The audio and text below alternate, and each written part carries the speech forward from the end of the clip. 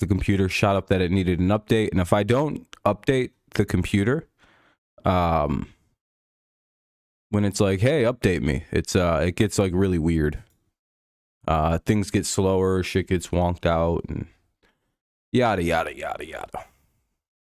Hey, look at that. Notification right away, too. It's always a good positive. Good omen. All right, let me get my chat up. How's everybody doing? Hopefully you've had a good day. I know most of everybody's probably had the day off, or at least, you know.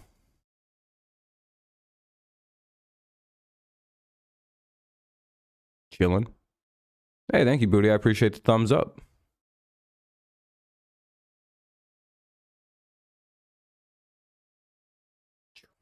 Boom, boom, boom. What's up, Mr. Clean?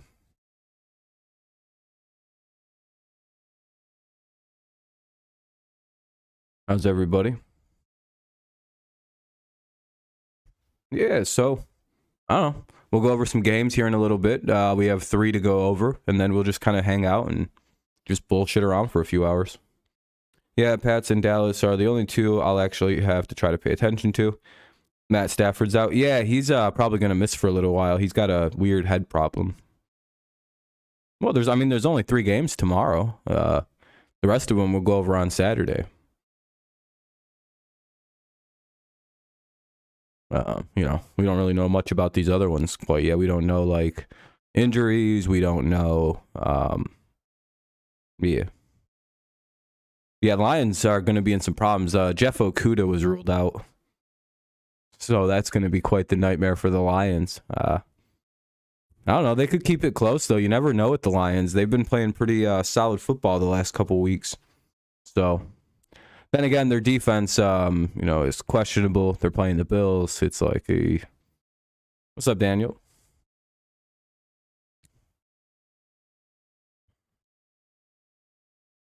What's up, Jacob? How you guys doing? Welcome, welcome. Happy Thanksgiving to everybody. To you, Daniel. You're seeing Brady? Oh, you get to go to the game? Hell yeah. We have 7 likes? Oh, I appreciate that. I'm very kind. If everyone leaves a like, we'll keep getting more and more people want to come in and yada yada. The games aren't actually on Prime tomorrow. I believe they're on CBS, Fox, and NBC per the schedule here. So it's like, damn it. Why did I do that? Oh, the Prime the drink. Oh, what's Prime the drink? You got tickets for Browns Bucks? Yeah, that's a pretty exciting game. Yeah. Phew. Yeah, they benched old Zach Wilson. Not only did they bench Zach Wilson. Oh, it's Logan Paul. It's okay. But yeah, it'll probably be a really good game. Yeah, Wilson's benched. You know what's even funnier about Wilson being benched? He's like not only like benched, he's like benched. Like he's not active on Sunday. The quarterbacks for the Jets on Sunday are supposedly going to be Mike White as QB1 and Joe Flacco as QB2. So he's just going to be wearing a hoodie and a hat. That's how far off Zach Wilson has fallen. He went from a 5-2 starter to a he's no longer active. That's quite the precipitous drop for that quarterback. But it also matches his team's precipitous drop from where they were at the start of Sunday morning to where they went at Sunday evening. Remember, the Jets started off Sunday morning. Like, if they would have beat the Patriots, they would be in first place right now. What's up, Mac Jones World? You got a nosebleed today? What's up, Mike? The World Cup? I don't know. I'll be doing football tomorrow. The Jets could have been the first place team in the AFC East right now, but they lost.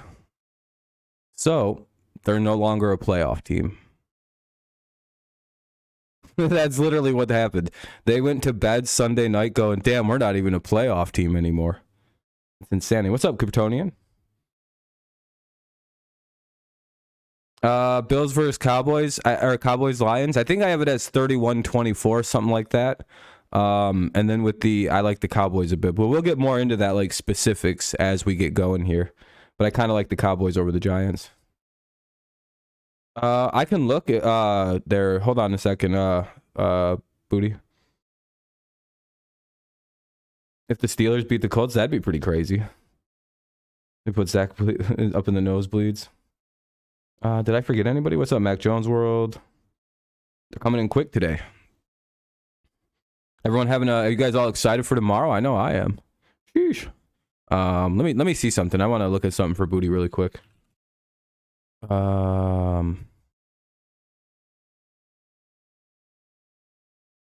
I don't think so.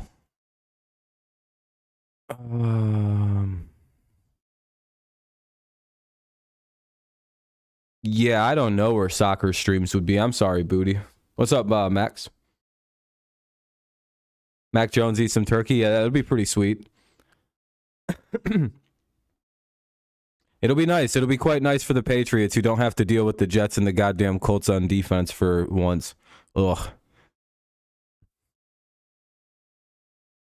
Now, I want to also point out something for the Bills that may change something once we start actually getting into this in a few minutes, because we wait about 10 minutes. It's been about 7. The Bills' very next game, just remember this. We also should remember this for the Patriots, because this could happen for them as well. You should just think of the fact that the Patriots and the Bills play Week 13. So, both the Bills and the Patriots are their biggest like rivalry game for each of these teams. I know the Bills are a better team, but you know what team that they want to beat. You know what's on their mind. A week from today is the Bills versus the Patriots. Or a week from the next day. So the Bills' very next game is going to be their biggest game of the season. Everyone says, "No, that was the Chiefs." Yeah, okay. Okay. You can say that's the Bills' most circled game on the schedule, but no, it's both these teams have both these games. They're like, oh, here they come.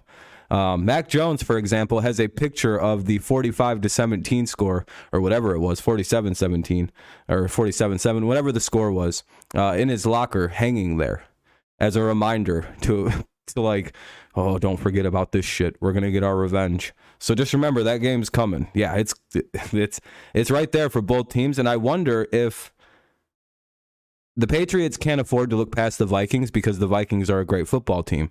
Lions aren't. They're a team you could be caught looking past.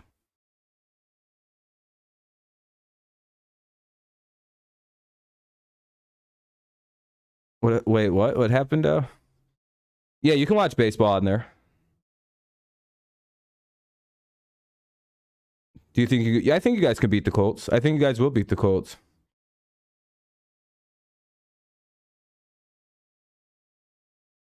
Oh, the dinner. Yeah, you can't watch the whole game if you're eating dinner.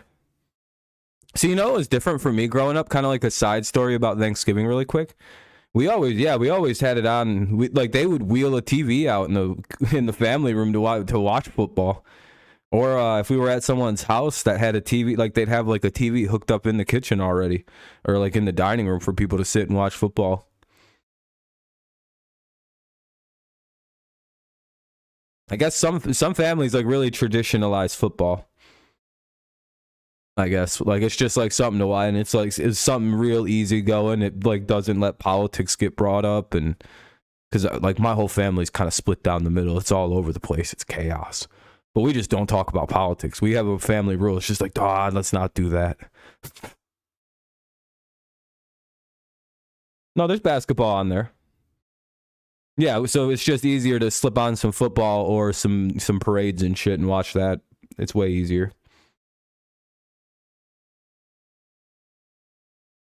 But I'm just doing what I've done the last couple of years. Stream football. What's up, stud? Stream football and cook my turkey. Yeah, you can watch Seth Curry on there. Yep. Yeah, NBA, that site has a lot of good stuff on there, Booty.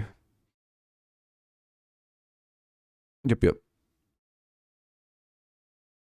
Yeah, I think there's some college football too, right? Oh, you know what I have to do still? I have to get rid of the yellow badge thing. What's the site? I'll drop it in a sec for you. It's just it's Mets streams. Hey, if you haven't left a like, consider doing so. We're up to 8 likes already, so if you haven't done so, go ahead and drop one, and then we could be up over 10 likes already before we really even get going. That'd be pretty sweet. Here, there you go. It has NBA, NFL, college football, UFC, boxing, and WWE, AEW. Here you go. Yeah, I agree with you, Bud. A lot of people like college bowl. Egg bowl. I was gonna say I know there's college football tomorrow. Usually it's there's some kind of bowl.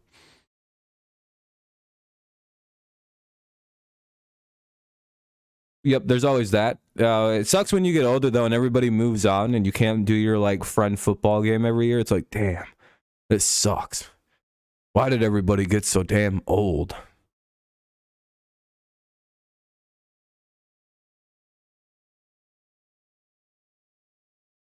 Yeah, there's usually some shitty doo-doo ass games. Yeah, everyone's off at college, or they're like, when they come home for Thanksgiving, they're literally there for Thanksgiving, and then the next day they're gone. It's like, because that's me. I'm the guy who's there. I'm the friend who pops in for like the one day for Thanksgiving, and then it's like, all right, everybody, it was great seeing you. Bye-bye. And then I'm gone again for another, normally a month, because then the semester comes. Doo-doo is a funny word. Yeah, I agree. It's one of my all-time favorites. And next month is usually a good time if you're still living around your home areas. All your friends will be home from college. It's a good time. And all them motherfuckers know how to party way more advanced. They learned some crazy shit in the year that they've been, or the 6 months they've been gone.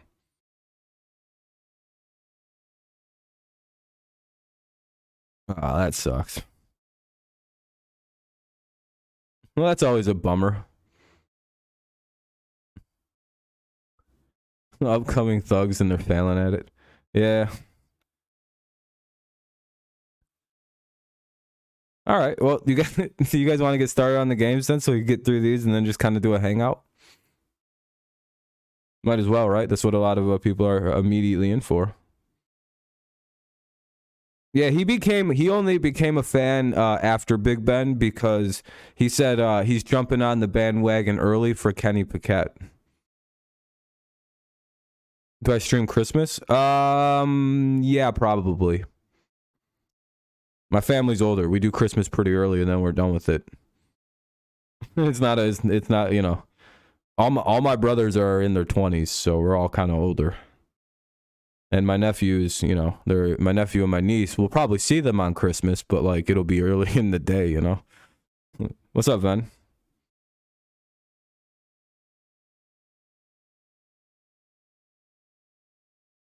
All right, you guys ready? We got some games. We got the Bills and Lions to start it off with. I think we're about ready. We got all the people here who like to talk and usually cover the football. 7 to 8 a.m. Yeah, it's usually what's up, Donnie? Happy Thanksgiving, everybody. To Ven, to Donnie. Hopefully, you and your family are excited and are gonna have a nice little turkey time. What do you do? Are you smoking your turkey, Donnie? I haven't looked on Facebook. Usually, I know you're posting things like that. Yeah, Donnie's built different. He's got me on Facebook. He's one of the rare people that actually has my Facebook somehow. I always forget. I'm like, oh yeah, I forgot. Donnie, I gave Donnie on my Facebook. It's like the weirdest. Oh, you're working? Oh, are you getting paid for it? At least.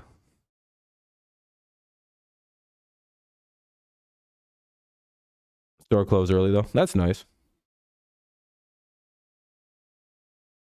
Yeah, Steelers Nation can confirm. Whenever I talk about whenever I say the following phrase, it's very true that my last name is we get up early to watch football. Oh, they make the food? Okay, I got you. When you find out my last name and you hear me say the following statement, I got one of the blackest last names ever, and it makes me wonder if I'm like I'm like, there's no way my family owned slaves. And you're like, why would you think that? And then you hear it, and then you go, yeah, I only know black people with that last name. You might be one of the few white guys I've ever actually seen with that last name. What is with that? And I'm like, I don't know. Trust me, we have no money in my family. Not after a few generations, anyway. You go back like, well, maybe. I guess we'll find out one day. I'll start walking like a southern gentleman and start drinking mint juleps. I'll be like, well, guys, I apologize. I think I'm partially related to 7 or 8 different players in the NFL that are all very mediocre. But they're all wide receivers. That's the coolest part. I'm like, at least they're good positions. Yeah, it's a humorous thing. It's like, wow, that is a... I don't really care if people find out what it is, but I'd rather not tell anybody. It's on the Eagles and it's also on the Packers. If you figure out what it is, don't say it. Just kind of hold it to yourself. You're eating cream pie. Damn, Nathan. My family's making turkey pies. That's pretty good. Yep, Nathan. Thanks, Nathan. Yes, I'm related to Nutstar.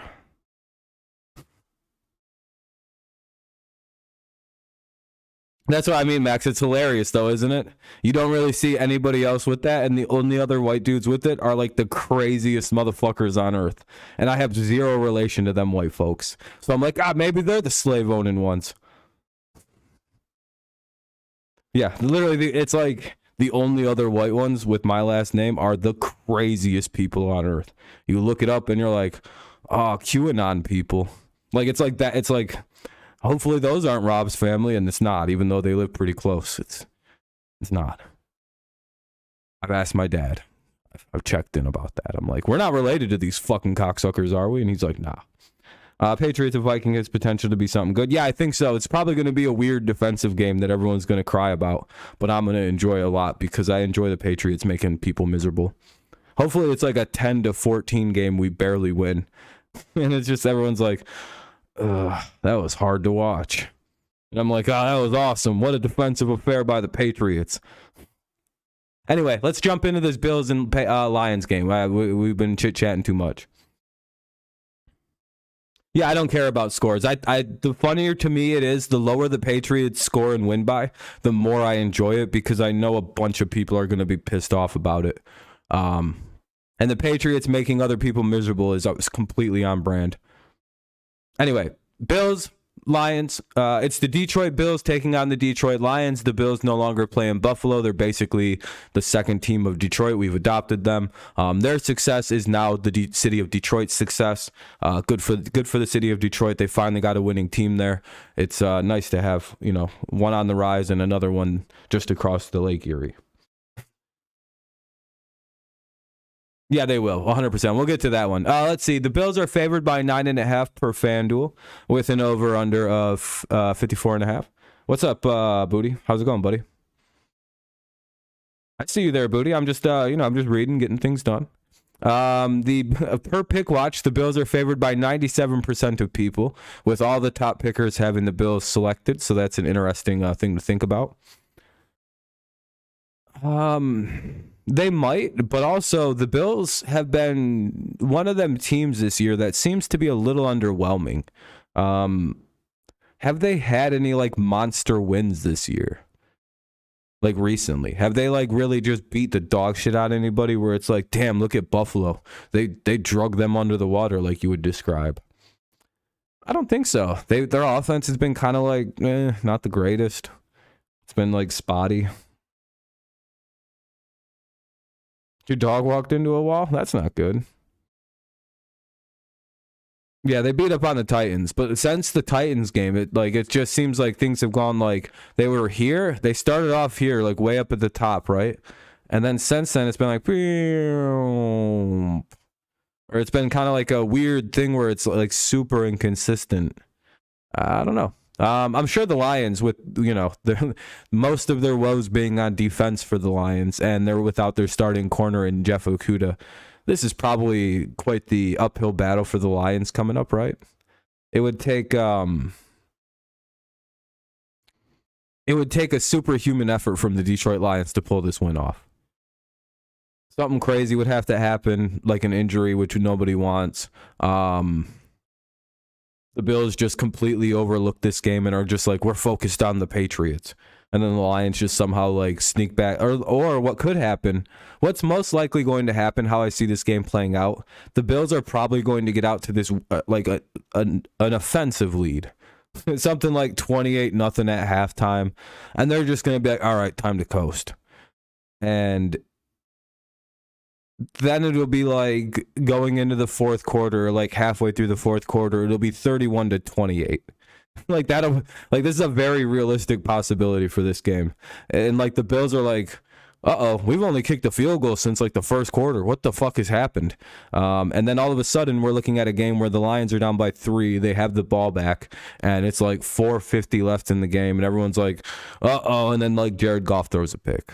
Like that's probably what'll happen. Like that's my honest feelings of how I look at this game and go, oh man, it's going to be like a really shitty game. And then the Lions make it really exciting because I think the Bills are one of them teams that kind of would coast. And that's not really a shot at them. It's just like they got a lot of injuries. It's probably like if they can get out to a huge lead and just kind of let the game run out its clock, you know, it's probably better for them like long term than trying to like, we got to go punch for punch with like a cracked out football team that's trying to like, you know, hurt everybody apparently. I don't know what the Lions are up to. Who am I going for? If any of the Arabic countries want to pay me money to support their teams, I will take it. But until then, Israel.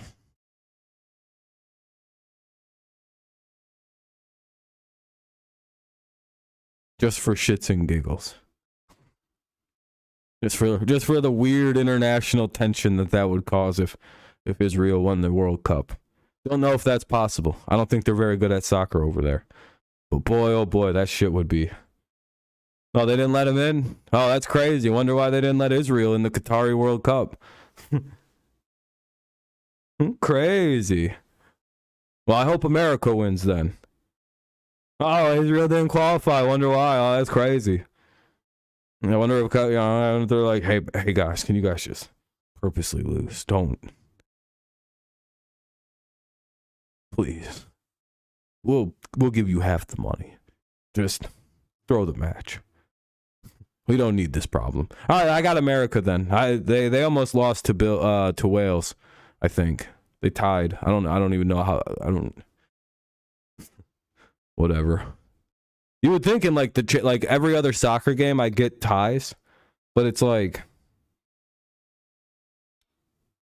you know, because we have ties in football, so I understand the concept of a game ending in a tie, but it's like, you'd think in like the World Cup they'd have a system so it can't end in a tie.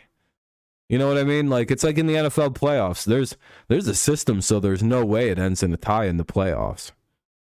This feels like the playoffs for soccer. I don't know. I don't know shit about soccer, but like, you know, this kind of seems like their Super Bowl system. Maybe have a system where the ties don't happen because that's kind of stupid. I don't know. You have to eat dinner? For sure, Booty. Again, I don't know. Again, maybe I should, but I get how it works, right? How the tie system works. No, the way it works is, basically, like,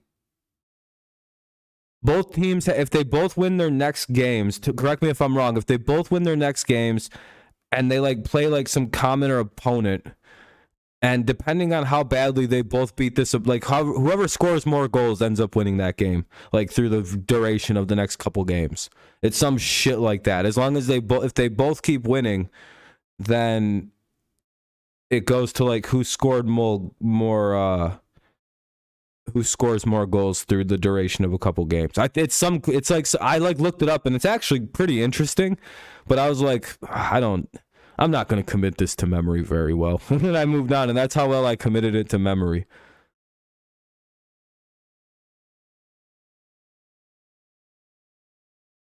All right. Anyway, this analysis of the Bills and Lions is getting away from us pretty good. You guys following this? This is part of the reason why the Bills are going to beat the Lions. Just remember this. There will be a pop quiz on half of this at the end.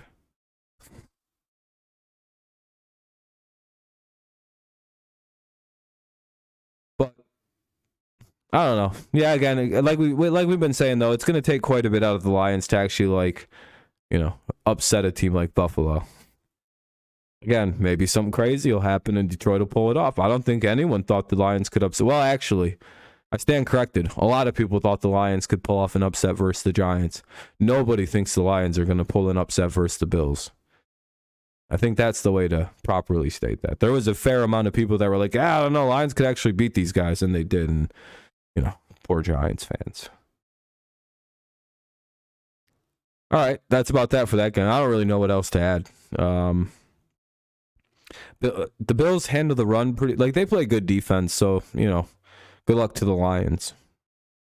Again, without Okudah, like if they would have had Okudah, there was like a weird shot of like the Lions maybe pulling it off again. But what's up, Abe? But without Okudah, I don't know how they cover Diggs. Like their one shot of covering Diggs is gone. It's just like, damn.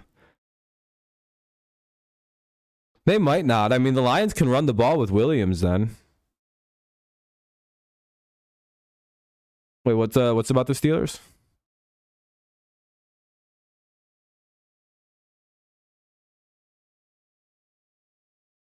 You say how Bills and Lions game will go? Steelers, I think every other game was close. You're right. You're right. Oh, you're commenting about the Bills scores and shit. All right. The most even game of the night will be the Giants taking on the Cowboys, 2 7-3 teams. What's up, Thick Mac Jones or Fernando 2? Fernando even more. So anyway, it's Giants and the Cowboys. 7-3, 7-3 division. Well, second place in the division, and you know, wild card seeding on the line in this one. Cowboys come in as 10-point favorites with an over/under of 45.5, and 96% of the experts are on the Cowboys to win this game. So we have some strong opinions from the first two games by experts. You can hear me double now. I don't see the Giants having a shot tomorrow, especially with 1/2 of their line or 4/5 of their line out. Yeah, the Giants are in quite a bit of trouble with this game. Or yeah, the Giants rather. Giants. I don't know what I keep saying. Yeah, Giants are in some trouble heading into here. The receiving core is complete buns. The half the line or most of the line is out, and they're going up against arguably one of the better defenses in football, top 5 at least. So we're going to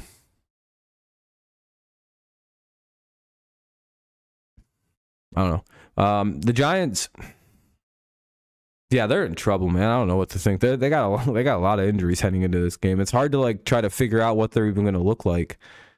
Tails.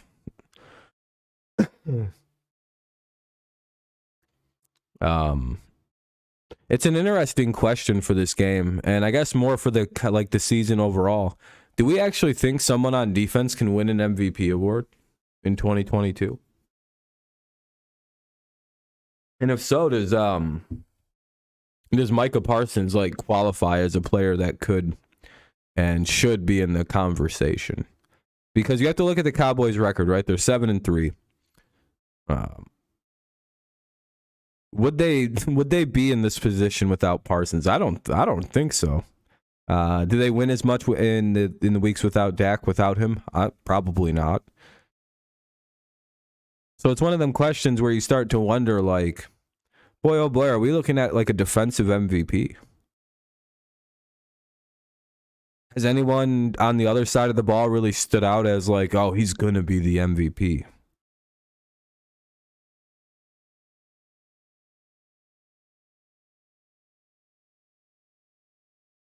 We got 2 people doing score predictors for the next week.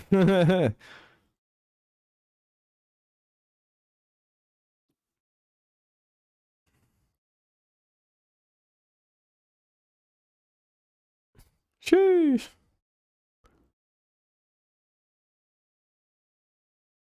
Taco Charlton. What about Taco Charlton?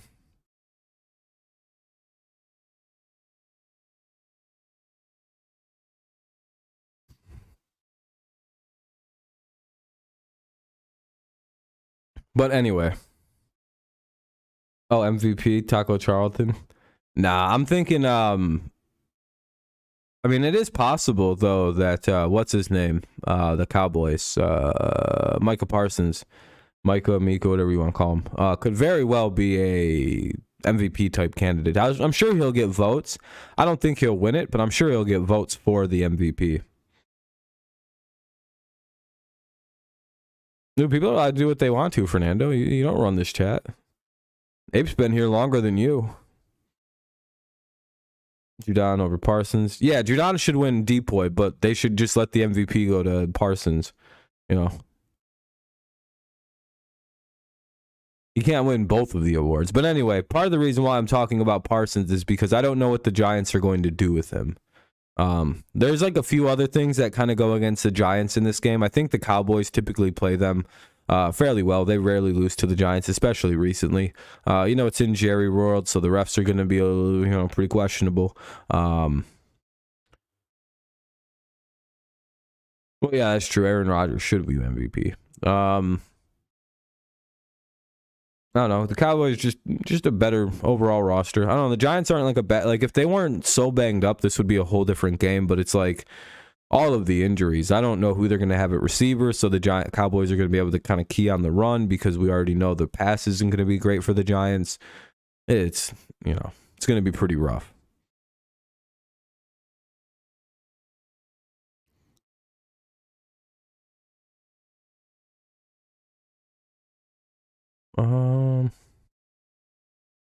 Back when the 49ers and Chiefs went to the Super Bowl, I started watching way back when.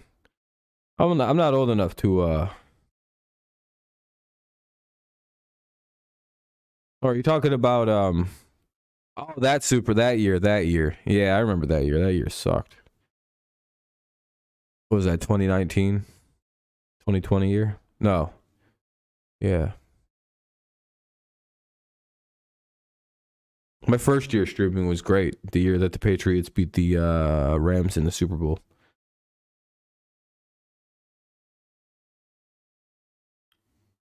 Yeah, but I guess we can get on to that game. No one's really too interested in talking about that one. I'm sure most of the good conversation's about to come fluttering in with this next topic. All right, let's get started then. All right, the New England Patriots, the best team in the NFL, the potential World Series, or well, not World Series, Super Bowl winning team this year. You may not like that statement, but if you feel it deep down within, you know it's possible. What's up? What's up, Matt? I want to show you guys a couple things about the Patriots. There's some stats I saved for myself.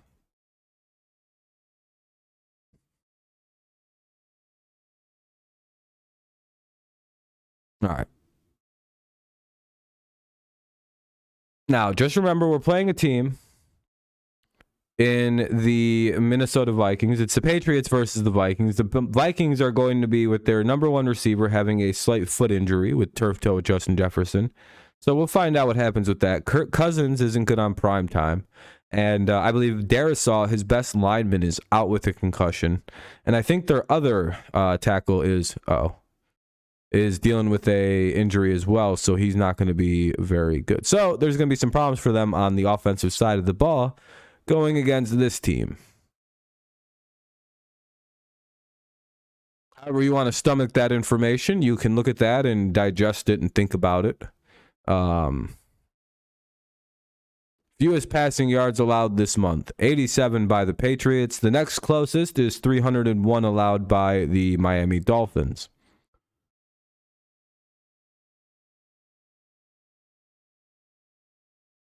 Pretty fucking mind-bending to look at that number, isn't it? Again, without an offensive line, I don't know what this team is going to do.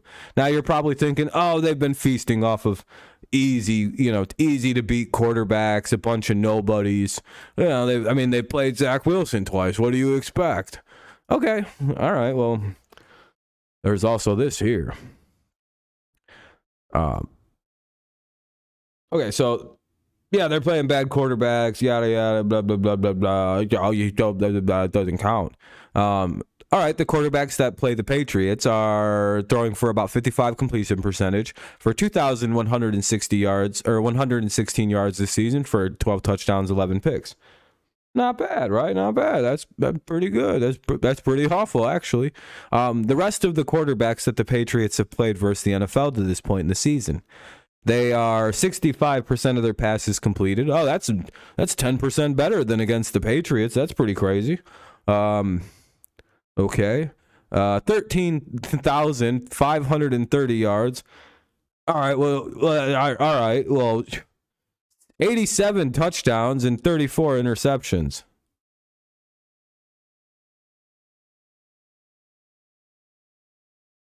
With a 94 passer rating and a 74 for the Patriots. Now, do you see what the difference of a good... That's a very substantial situation.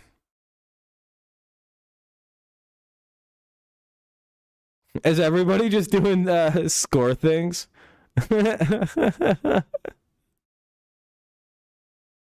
Everybody's just like, well, I'll give our own score predictions. It'll be pretty solid.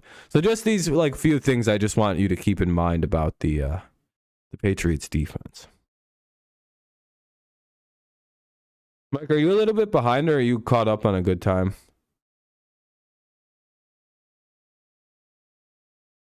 And these are the quarterbacks they've played, by the way. It's just who they've played. It's Ellinger, Brissett, Goff, Wilson, Tua, Mitch, Aaron, Justin, and Lamar.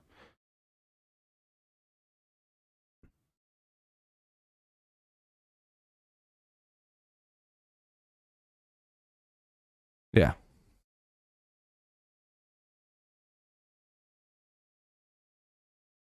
The issue, KN,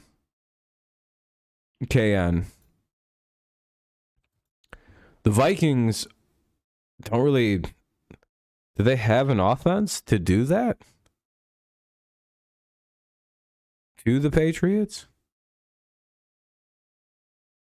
The Lions aren't much different than the Vikings on offense. Let's be very honest. I'm sure the Lions and the Vikings actually have very similar offensive rankings this year. Lions couldn't do shit. Lions have a better offensive line than the Vikings, and they couldn't do shit against the Patriots.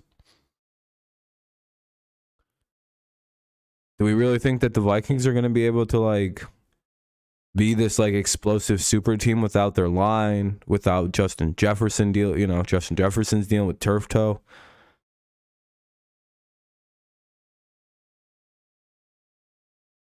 The Patriots have allowed less than 100 passing yards this month.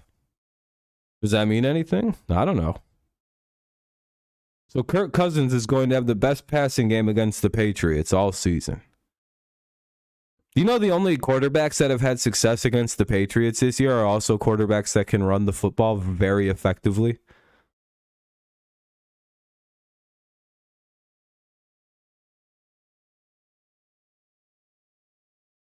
We have to remember this as well.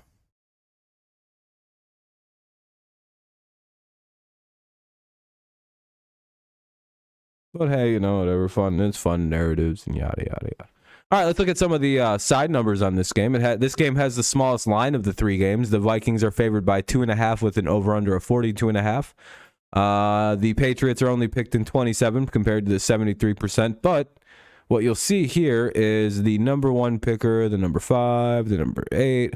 Several people here in the top are picking the Patriots to beat the Vikings. It's kind of mixed up. So kind of something to keep in mind.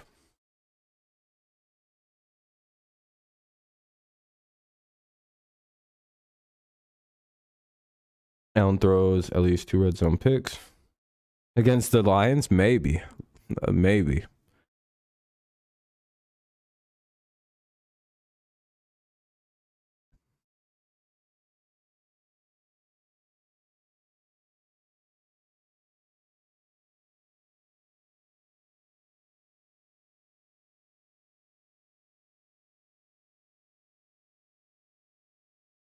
Mike, you're a little behind or something. I'm not sure what's going on with Mike. He might be listening back. Just catching up.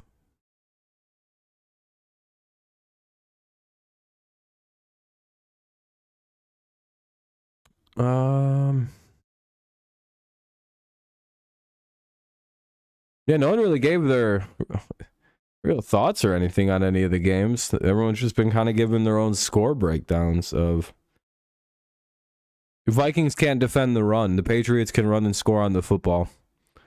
Or we'll just kick field goals all day long inside their dome stadium. Oh, wait, don't they play outside now in Minnesota? Or no, do they still play outside? Do the Vikings have a dome?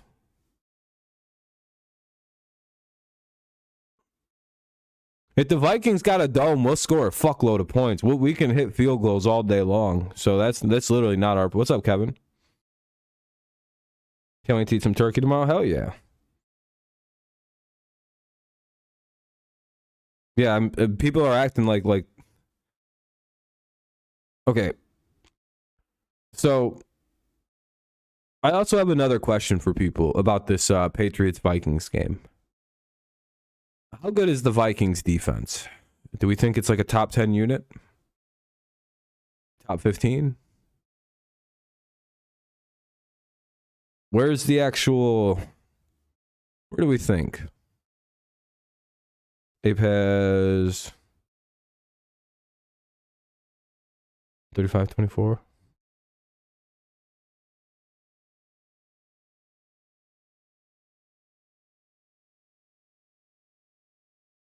What's up, Donald?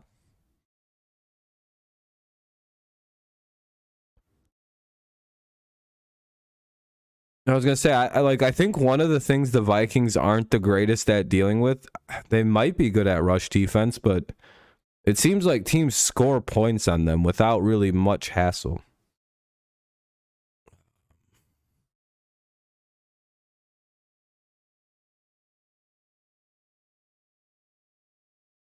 Yeah, they play in a dome. Okay. All right, sweet. So the fucking... All right, weather's not a factor in this game.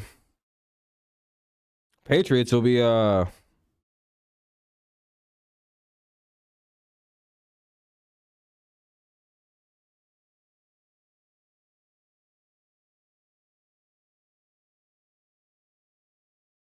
that'll be nice. Some of you guys are starting to get kind of annoying, just so you know. And I'm only going to let this shit go on for so long. Some of you just didn't even engage entirely with the entire last 40 minutes of the stream, or last 30 minutes of the stream, and that was fucking annoying. I'm honestly afraid to bet on that game with them coming off a horrible... Oh, the Vikings? No, it wasn't fun. It was obnoxious. You notice that nobody was laughing at any of what you guys were doing. It was just kind of fucking gay. Just so you know, it was really annoying. Just so, I mean, keep trying it. I mean, maybe somebody will laugh. But I don't know what that was.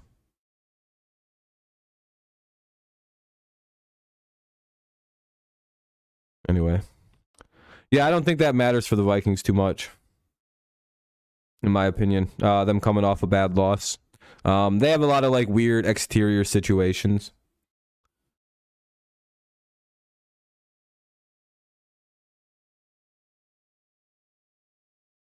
Again, I think they have a couple problems with their offensive line right now. I know we do as well, so our offense won't be good.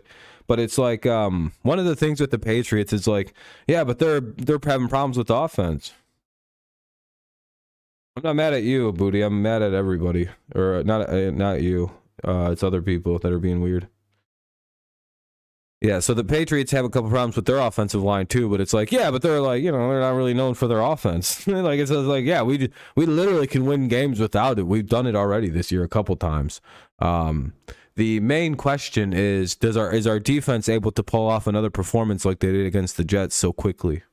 We'll see. Again, the Vikings are without two of their offensive tackles, I believe, so that's quite big. On a Vikings line that already is sometimes pretty weak.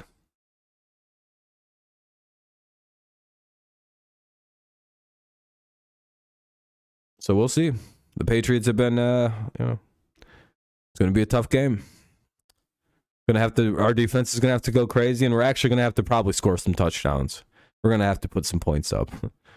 At least one of the things I think about is when you look at the Jets, you look at the Vikings, or you look at the Colts, and you look at the Jets again, because that's the last 3 games the Patriots have played in, right? Those are the 3 opponents.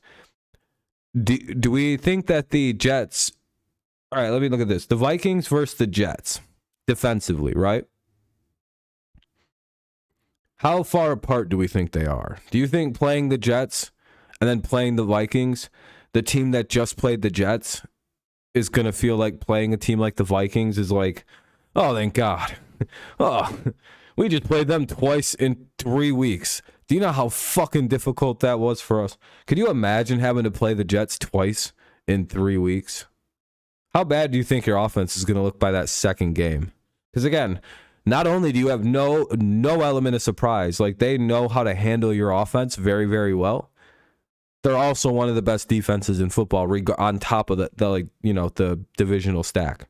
What's up, John? That's quite the pressure on any team's going to struggle with the Jets offense. Now, you already put a Patriots offense that isn't very good on top of that against the Jets. They're going to look way worse than what they are. But then again, Mac Jones went 23 of 27 for 246 yards and didn't have a turnover.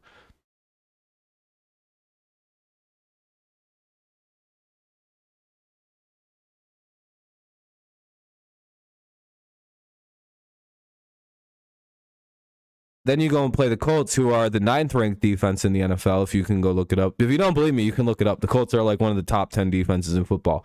So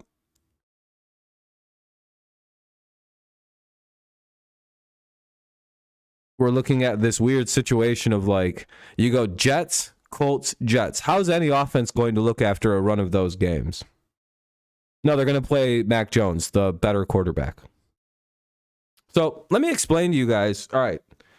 You guys played football, correct? Yeah, but you guys aren't you guys understand going from the Jets defense, Colts defense. So you go from the number 5 defense, 9 defense, 5 defense again to the 22nd ranked defense of the Vikings. The Patriots just swept the Jets twice. In fact, the Patriots admitted that they didn't even practice for the Jets last week. We were practicing for the Vikings for the last 2 weeks. We just kind of went and played them raw and still beat them. We beat 3 teams in a row with top 10 defenses. But okay. But the reason why you wouldn't want to play Zappy against most teams, pretty much, if you don't have to, and why you don't want to play rookie quarterbacks really against anybody, or especially competent defenses, so you can look at the Patriots beating the Colts last year with pretty much the same defense that they had this year. So the Patriots beat the Colts this year. Last year they weren't able to. Now you could be like, oh, it's their defense that did it. It's their defense that did it. But it's go watch the 2 games, the Patriots offense of last year versus this year in that game. You'll see a couple noticeable things and noticeable maturities in the offense. Yeah, they didn't practice for the Jets. They didn't prepare for them. They just kind of went, we're just going to fucking wing it. And they winged it. They didn't give up any points to the Jets, and it is hilarious. Now, the reason you don't want to play Bailey Zappi is because when you play a rookie quarterback, you have to run an offense that is so barren and so easy to beat, so easy to scheme against. Any good defense is going to immediately shut it down. Every time the Patriots played a team with a halfway decent defense, what happened to them last year with Mac Jones? Oh, it was every one of those where Mac Jones knew worst start. To the surprise of literally nobody. Now, this year, Mac Jones has actually been able to beat top defenses. He's beat 3 of them. Again, not the prettiest performances, but he's doing enough to put the team in positions to win the game. That's what you have to do in the NFL.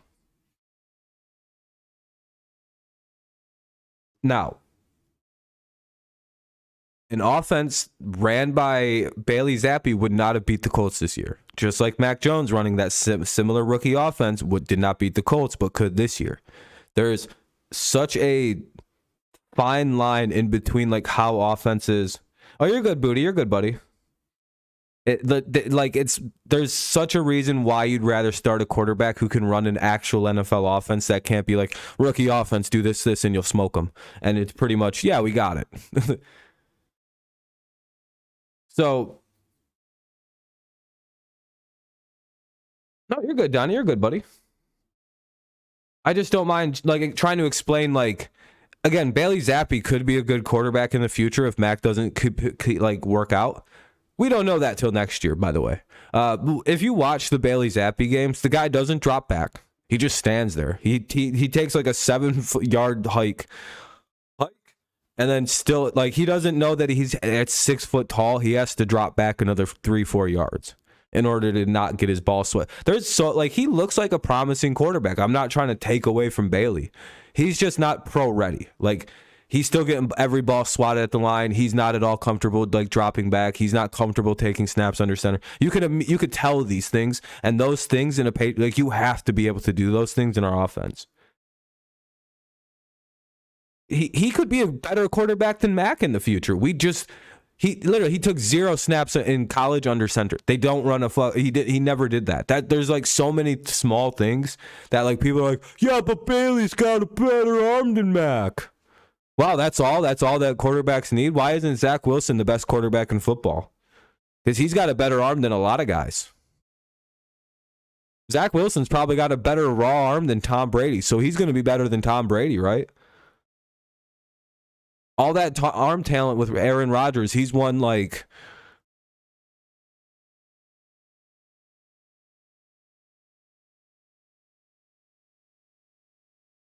it's not an argument, you know what I mean? When people are like, but he's got a better arm, dude. Cool. Jamarcus Russell could throw the football like 90 yards off his back foot. Whoa. Guess what? He didn't make it. He's considered the greatest bust in league history because of his immense physical talent like that. Like, just because a guy can throw the ball harder and farther, yeah, cool. Whoa. Yeah, there's a reason why people like Booty are like, who's Jamarcus Russell? Oh, Jamarcus Russell had it all. He was like 6'6". He could run really fast. He could throw the ball like 90 yards. Dude, he was literally the kind of guy you create in Madden or in like the NCAA football games as like a creative player. It was like, oh man, Jamarcus is going to be that guy. Oh my God. And then he just sucked. He was so bad.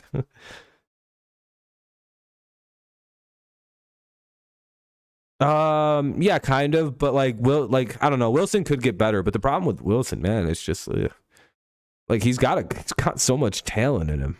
He just fucking dipshit. I've never seen a worse answer in my life. By the way, you guys want to know how you don't answer a question? You guys want to know like the worst answer to a question ever? Is the one that Zach Wilson just gave.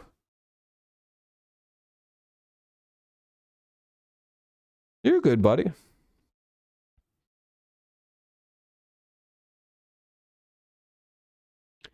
Yeah, he does have a very similar throw to Tua. I agree.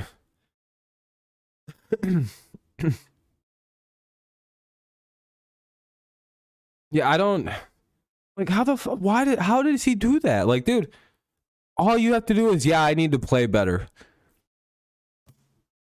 That's all he had to say. He just nope. he basically, I'd have more respect for him. I'd actually think he had balls of steel if he'd have looked dead at the camera and been like, we'd have won the game if they'd have held him to 0. And then walked away. And just dead ass just said that. Just, well, did you ask the defense if they did enough by not pitching a shutout? And then just walk away, cold-blooded. That shit, I'd have been like, that's basically what he did almost, by the way. It would have been...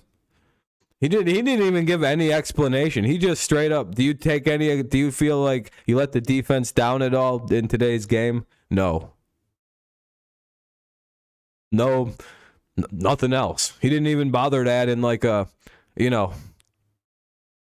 was that's my favorite part about the whole thing. It's just like, dude, you could have said anything right there.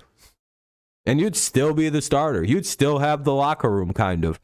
If you'd have just been like, guys, I'm so sorry. I messed it up. Like, that's what the most baffling thing of this whole incident with him is. He literally could have just about said anything else, and he'd still be the star. Like, he's not losing his job because he plays badly. That's not really a reason to bench your second-year quarterback. He hasn't, other than playing the Patriots, he's actually played halfway decent this year. If you go look at I think they were averaging almost 300 passing yards a game. So it's not like they were like bereft and like he wasn't doing anything all season. And no, it's just like the last 3 games he's had to play the Bills, Patriots, and Patriots. It's just that's a shit schedule for a young quarterback who has to deal with some mean defenses. The Bills are really good on defense, so are the Patriots, and those are division games with intense rivalry histories. Rough on Zach. I actually have a good night, stud. I'll be live tomorrow. Hopefully I'll see you then. If not, I'll see you when I see you next. You almost kind of got to feel bad for Zach because it's like, whew, man, you just not wired to. You just couldn't take the accountability that anything. Hilarious. We did it again. The Patriots' last few games have been absolutely rowdy. We got Frank Reich fired, Sam Ehlinger benched, Zach Wilson benched. What else did we get happen? We did some other shit. We've been coming through and just wreaking havoc on teams when we come through. They're firing everybody when we leave. They're like, this was so bad. What was so bad? It's just... It reminds me of the good old days when everybody used to get fired all the time after we played them. It's been a while since that's happened, since we played some teams and we beat them so badly, they just fundamentally change everything. Dude, yeah, Donnie, so did I. I thought it was, I thought it was just a fuck around. And there was more to it and people were just being dickheads and obtuse and being short. I'm like, dude, there's probably people just being short. You know what I mean? Being cutting up the media. Dude, we broke the Lions. They were fucked up. We broke Dan Campbell. He kicks field goals now and shit. Donnie, we broke them so badly. Dan Campbell's a field goal kicker now. Why are you scared? That's my favorite part of the Patriots. It's Dan Campbell had to have a fundamental personality. He was like, we lost the game by 29 points in which more than half the points were field goals. I guess field goals add up. But then again, that might have been the best thing to happen to Dan Campbell is Bill Belichick beating the shit out of him. It didn't break the Lions. Look at the Lions. They responded well to their ass beating by the Patriots. They went, maybe we should take these field goals. No, you're not going to get robbed. You're all right. I'm glad the Lions, though, seemingly decided to start kicking field goals after that game. It's like something clicked in the team's brain and they went, I guess we'll take the pussy-ass 3. Why? I'd rather not talk about a game we got blown out in which most of the points was field goals. It was pretty bad. And then they did the same thing to another team the next week and the week after. And they've basically just been assaulting teams with field goals all season long. And, and it works. It's like, Jesus Christ, they have been. They've just been literally just lighting teams up with field goals. And that's a hilarious way to win football games. It's called pressure, baby. Just wait till we start figuring out how to put the ball in the end zone. Teams are in big trouble.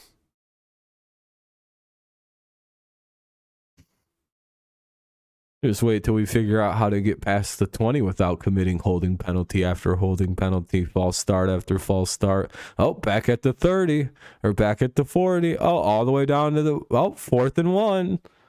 I honestly thought the 4th-and-1 shit was gonna stop. You know what I'm talking about, though, right? If you're a Patriots fan, the funniest thing that happens at least once a game, where we're just moving down. I'm talking boom, boom, boom, boom, boom, and then we're at like the 20 or the 15, and then a hold, and then a false start, and then a hold, and then a hold, and then a false start, and suddenly, have a good night, Donald. You have a great day, Turkey Day too. I'll be live tomorrow as well, for a lot of them, and then it'll be And then all of a sudden it's second down or first down and 44, and we're at the 50. And it's like, how did this happen? And then it'll be second down, we'll get like 2 yards. Third down, we'll get like a yard. And then like third and 30, we'll get a 29-yard play almost on cue. Dude, if you don't believe me, you can look this up with the Patriots. This happens almost on like fucking clockwork with the New England Patriots. This I described this happening in a game earlier this season, and the exact thing happened. Like as I was like talking, I described it on a defensive drive for the Patriots. The next offensive drive it happened. It was like, see, I told you, it always happens. It's always fucking, dude. I hate that song. Dude, like I don't understand the red zone shit. Like the red zone this year has been brutal for the New England Patriots. But hey, I don't know. Maybe they'll figure it out. Maybe. Is there any actual news? So, if the Packers lose Sunday, is he going on the All right, take a break there, Booty. No reason to get mad, my friend. Yeah, Stafford's out, so that's something to keep in mind. I already had the Rams losing to the Chiefs, so. But I wonder with Aaron Rodgers, if they lose this weekend and get to 8 losses, do you think that he ends his season and goes on IR? I've been seeing a lot of people starting to predict this, that he's going to wind up going on the injured list pretty soon here. And now that he's starting to reveal that he's playing with broken fingers and not playing at 100% health, I'm wondering, like, is he starting to, like, hedge his bets as he's like, oh, boy, I'm probably going to need to go on IR or something. Going to just ride out this lost season here.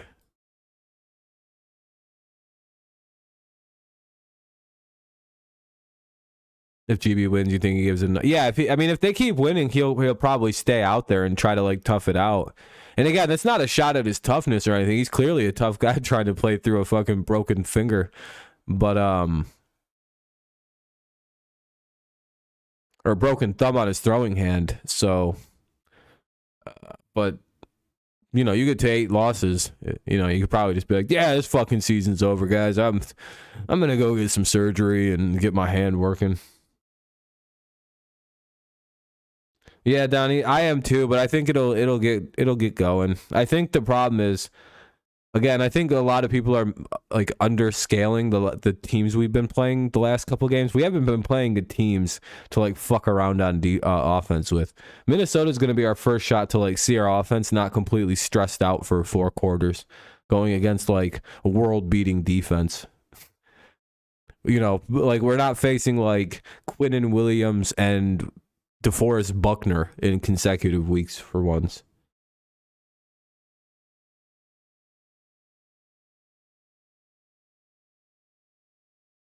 I think again, a lot of it I think has to do with like we've just been dealing with like problematic defenses in consecutive weeks. Things will get going. I think the offense will look a lot more comfortable. Plus, like,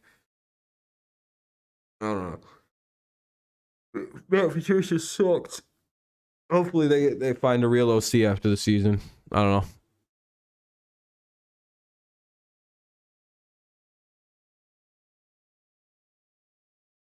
Yeah, I mean the O-line's also been a kind of a problem. I don't want to use that excuse like Mike said, but like O-line is pretty bad this year.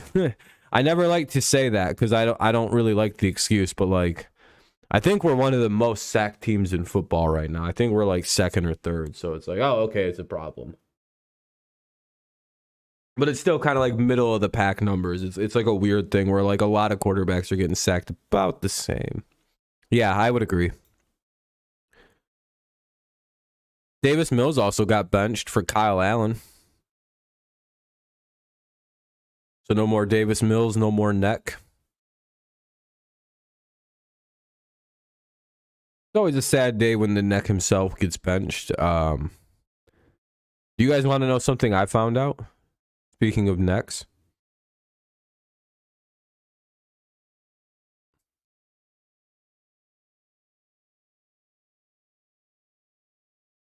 Pre-Kami, do you think he's going to be a Commanders quarterback soon? The fact that Rodgers has been playing with a broken thumb is concerning somewhat. Why would he want to risk making the injury even worse? See, I noticed he was playing with something on his thumb. Oh, Kyle Allen. Okay. Yeah, I don't know why he's playing with the broken thumb. Like, it's very odd. It's like, why not just sit out for a few weeks, dude? It'll heal up. I guess it's just because it probably happened. Like, I think it happened 2-3 weeks ago, and I think he's just trying to save the season. But it's like, dude, that's why you're throwing all these awful picks and shit. Like, everything makes so much more sense now with the way the throws are coming, why he's throwing interceptions, why, like, this is happening, why his throws look so off or off target by so much. It's like things are just starting to kind of... No, Donnie, I disagree. If he didn't care, he would have just went on IR immediately. Like, I actually will... I'll tend to disagree with that. What's up, though, Liz? How's it going? I actually think he cares quite a bit. If he didn't, he wouldn't be trying to fucking salvage the season with a broken hand. I'm like, man, that's pretty fucking... That's gotta fucking suck, dude. Have you ever thrown a ball with a hurt thumb?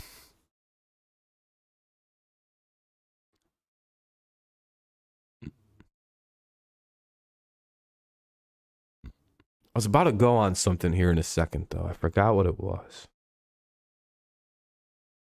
Oh, man. What the fuck was I about to talk about?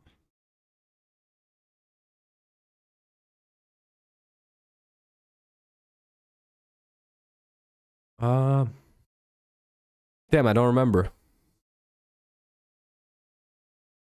don't think it was about Rodgers.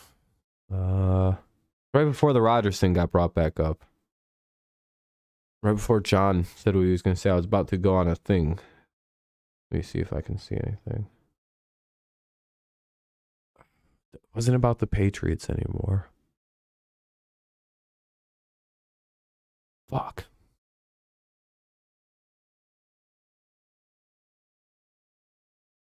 Can't remember. It's a bit of a bummer when like you have a pretty fun thing in your head to talk about, but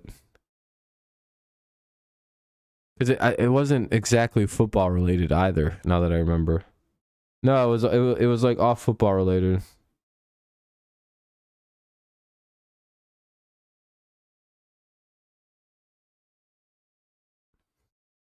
Yeah, I also don't think it's Rodgers last year. I think he's going to play again next season. But that's my own beliefs.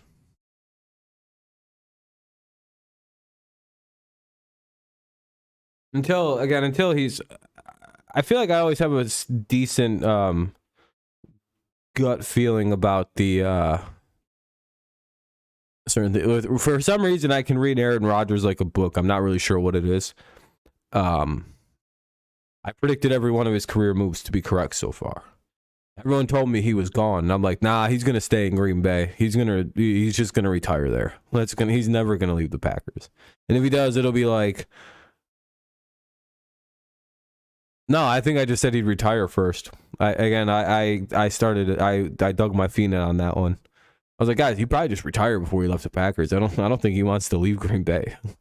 Nothing in his demeanor says I want out. Why would he?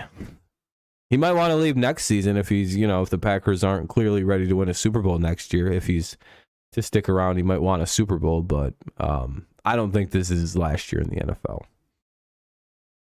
Not quite. I think he's going to try and squeeze one more, especially since he has that thumb injury. I don't think he's going to want to go out like this. Because his numbers are down. Like it's clearly affecting his play. Like I'm like, oh, this if he doesn't win this week, he's gonna go on IR and he's gonna end his season early and play next year. The question then becomes though, do the Packers just let him leave and go with Jordan Love and advance into their future? The answer is probably yeah. That's probably what you do if you're Green Bay. Difficult decision, but probably got to do it. Especially if you get anything good out of Jordan Love in this next couple weeks when you start to play him. Might as well just rip the Band-Aid off and send that guy fucking packing. Like, all right, dude, have fun. We got a new guy. I know that sounds shitty, but it's like, I mean, Aaron's what, 40 years old? I don't think so either, but I think he might be a good, like, you know, if he can show anything. Prepare the turkey. Have a good night. You have a good night. Happy Thanksgiving, Kryptonian. What's up, Dre? Happy early Thanksgiving to you as well. We'll be live tomorrow, as I've been saying to everyone as they leave. For most of the day, I'm gonna be doing a little bit of food preparation once I get done as well. Actually, I forgot to do something, but that's it's already. Actually, I can give it a good hour run. Hold on, I'll be right back in 10 seconds.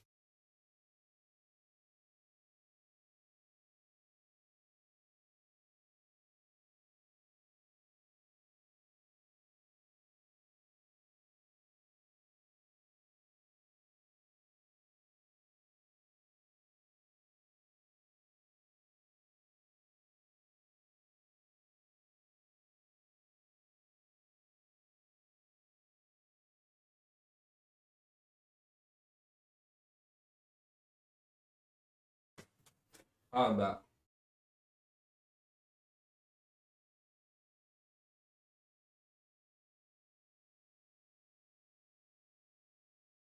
That's how I think, John.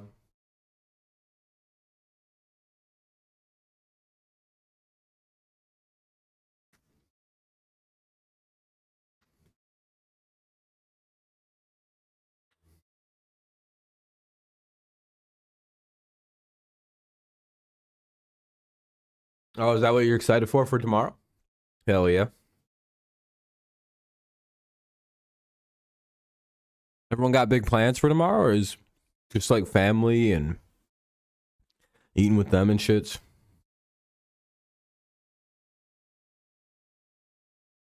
Oh.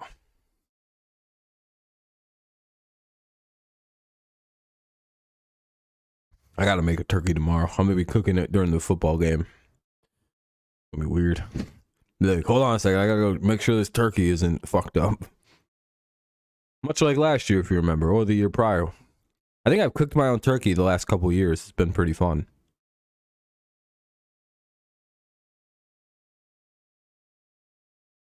Football is all day, family at night, for sure. Oh, are you late? You guys eat later at night? We eat like right. I'm gonna eat like at like 4 o'clock, hopefully. Yeah, hang with the family. And hope my Pats win. What, cooking a turkey? I have mostly female cousins, so I bought a bunch of wine and we're gonna get sloshed. There you go, Mike. Good time.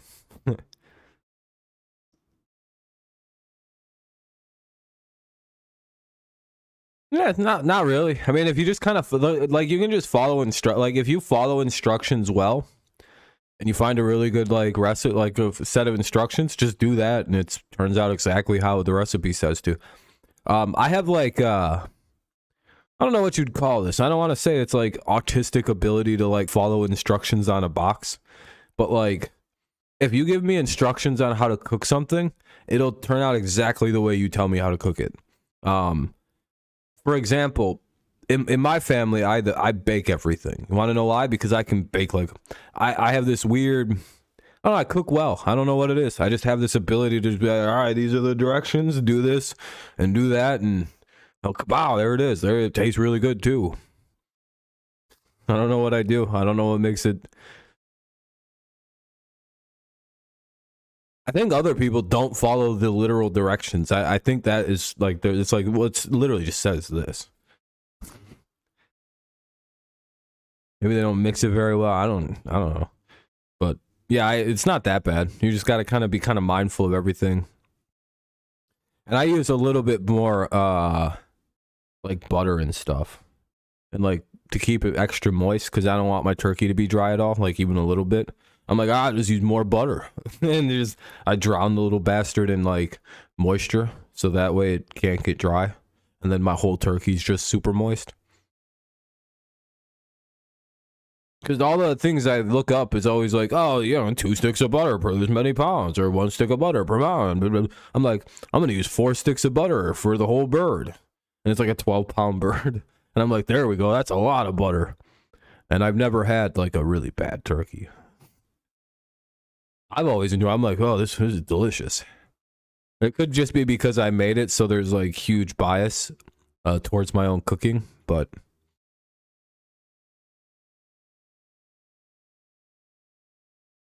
I've also not eaten things I've cooked because I thought it tasted like horse shit and thrown it in the garbage. So, no, it's not too bad. Again, the instruction, there's so many instructions on how to cook a turkey. It's like, it feels like it's impossible to cook bad. Unless you just like forget. It's just like, damn, I forgot to baste it.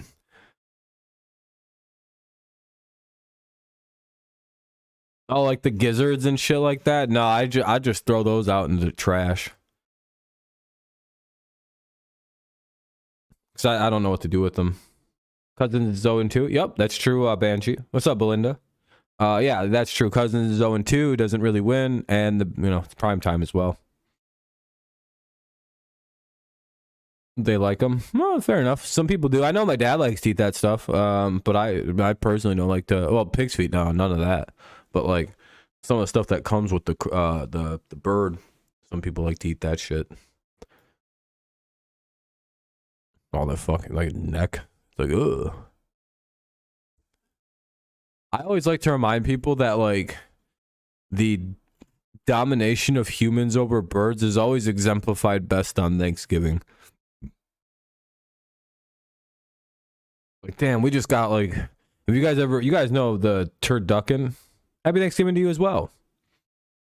Where it's like a turkey shoved inside a duck, shoved inside a chicken. So it's a turkey with a duckin and a chick shoved inside of it, or a chicken shoved inside of it. Turducken. It's 3 different birds melded together and cooked for our enjoyment. I find great hilarity in something like that because it's like, god damn, dude. There is no more like simple domination of one species over another than when you're shoving 3 different kinds of a species inside of each other and cooking them on a flame and then eating them. It's just like, look at that. This is hilarious. There's nothing weird about this. Like, if birds could talk, they'd be like, really?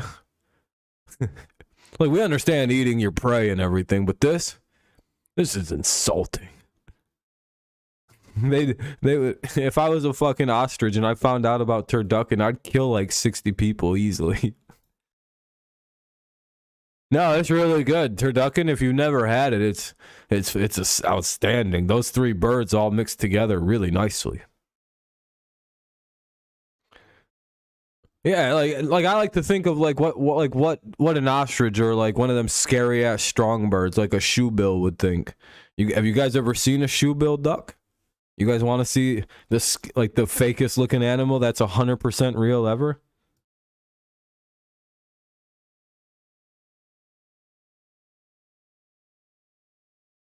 Hold on, you guys are gonna think this bastard's a puppet.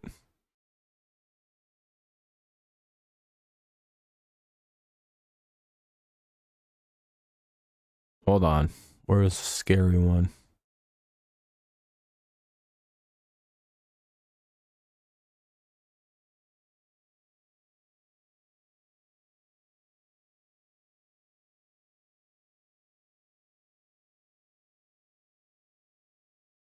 No, yeah, this is a good video. This fucking weirdo.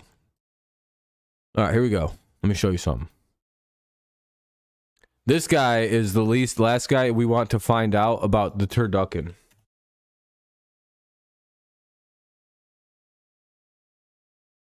This guy. He's the last guy we want finding out that we do that with birds. Look at this creepy bitch. Look at this guy. He's a real animal. The whole real bird. Yeah, this guy. Yeah, the shoebill. This is what dinosaurs probably looked like, somewhat. A creepy ass looking. Look at that feet, dude. Yeah, this is. If this guy found out about the turducken, we're all dead.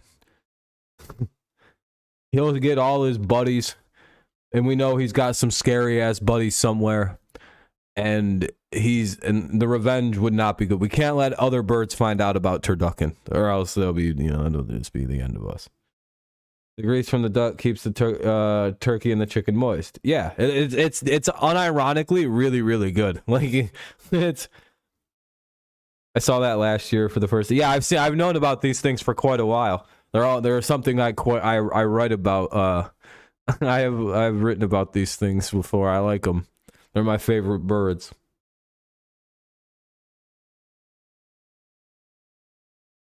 Why is that? Why is that proof of that? Oh, because a lot of people don't know about shoebill storks.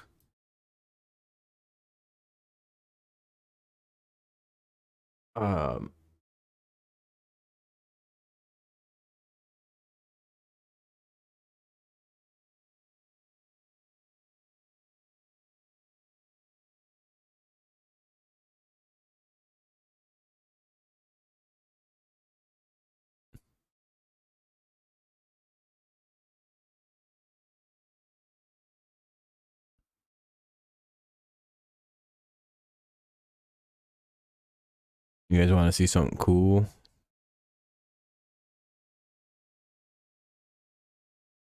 Hold on. I'm looking for something cool.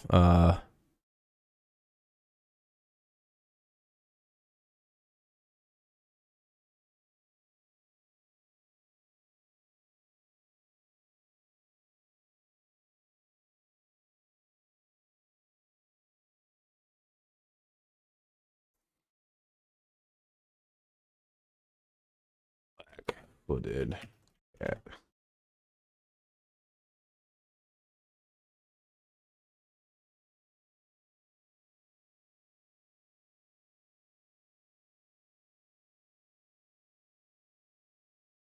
Now the stats are on this little bastard are a little weighed because of the prey size it takes down, but pound for pound,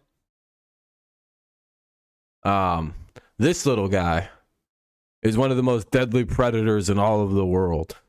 Hilarious. But this little bastard can take down more prey in a single night than a leopard does in 6 months, because it goes for birds, vermin, whatever's on the ground. He's messing its ass up with an adorable cuteness.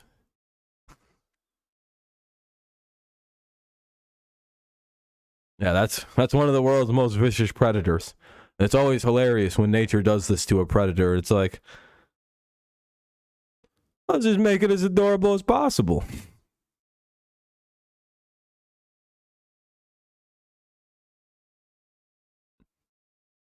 They're not very big. That's like a full grown one, I'm pretty sure. Like it's just like, damn. They're called black-footed cats.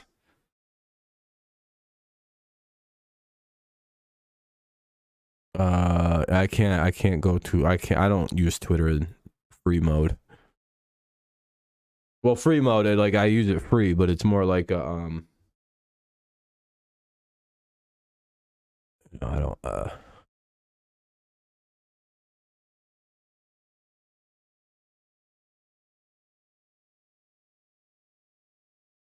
let me see if I can find a black-footed cat. Like one of the cool ones.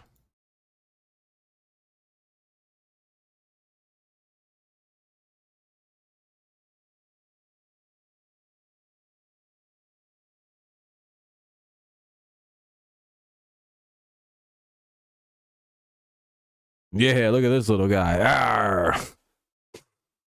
I'm gonna take down its prey. It can jump very, very high. And it's very, very quick and moves in absolute silence. And look how mean it is, dude. Look at that face. It's mean as fuck. Aren't you scared? Oh, let me make the face bigger so you can get an idea of how vicious this predator is. How mean he is. You'd probably just drop dead if you came across this vicious killer.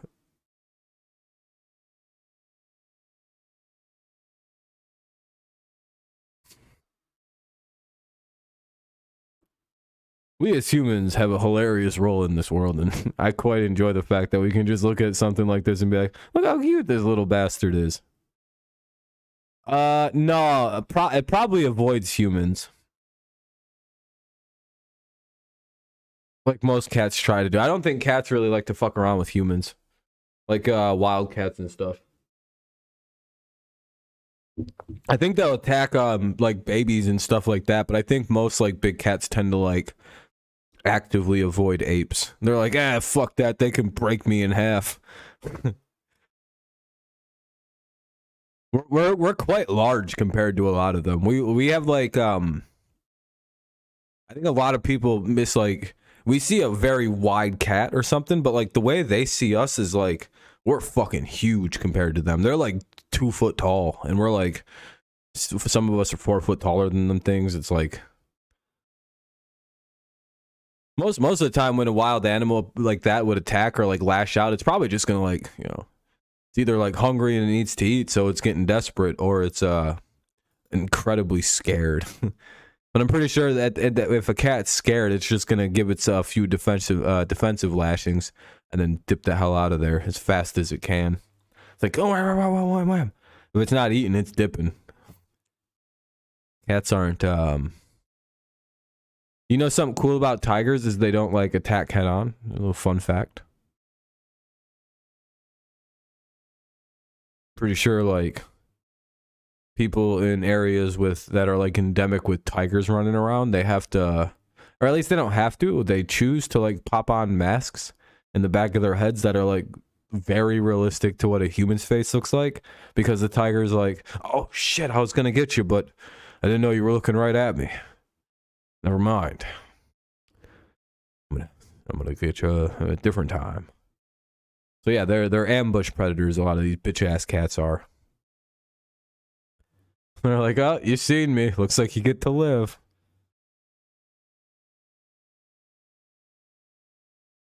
And then they just kind of wait because, you know, they're fucking psychopaths.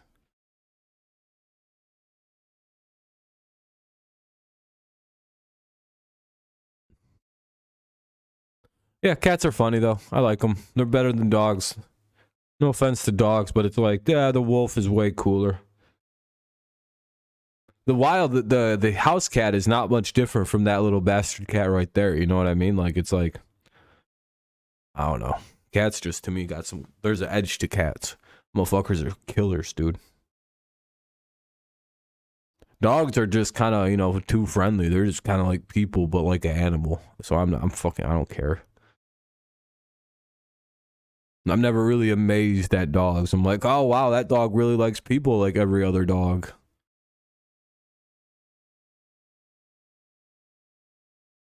I've seen cats operate cell phones with like a semi-understanding of what they're doing. Show me one dog that can use a selfie, that can take a selfie and know what it's doing. I can show you a cat doing it.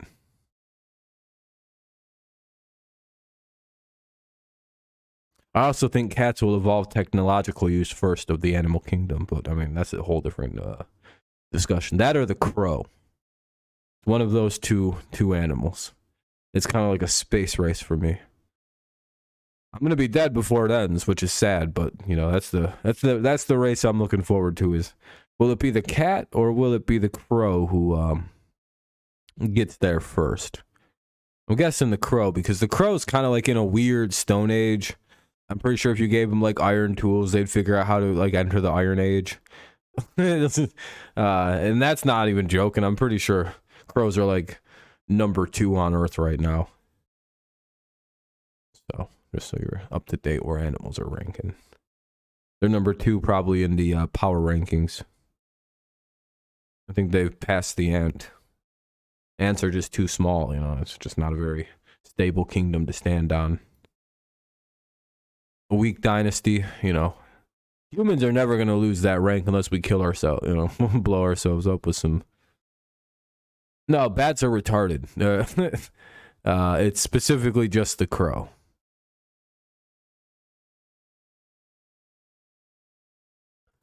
It's rather debatable that crows are pretty much as a species in a stone age. And there's even more debate that they've gone beyond the stone age to like some weird quasi it's not like stone, like it's not like a metalworking age. Clearly not, but it's like something like kind of like that. They're using lots of tools. They're not basic ass birds. They're like, listen, we understand now. Okay, we can break open tree branches and get grubs out. And I'm gonna have turkey. I have a turkey in the fridge. What about you? Owls. Yeah. Well, back for that ever sports reason. Like sports, but over the last decade, I've come to realize it's more entertainment than competition. Yeah, that's what I've kind of realized too, Banshee, with sport. That there's a lot more entertainment aspect to it than just the pure competition, which is why I like the NFL quite a bit. They put on a good show. If it comes out that the NFL has been fake, I wouldn't give a fuck. I'd be like, well, that's a really good show. I'm going to keep watching it. It has me wildly entertained. I have no idea what's going to happen because I can't predict shit. I can only get it right half the time. I'd be a little upset that they pulled the wool over our eyes, but I'd also give them a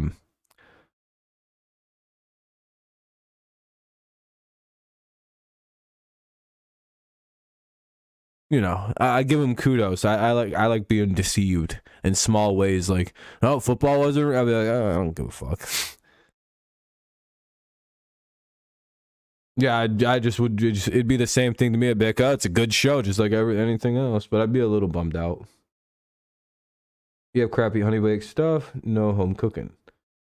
Ah, I have like some. I don't know what the name of the turkey's called, but yeah, all my stuff's in box. I can't home cook. I'm not very. I don't want to do any of that, so I just bought all the stuff and make it from a box. It's way easier for me.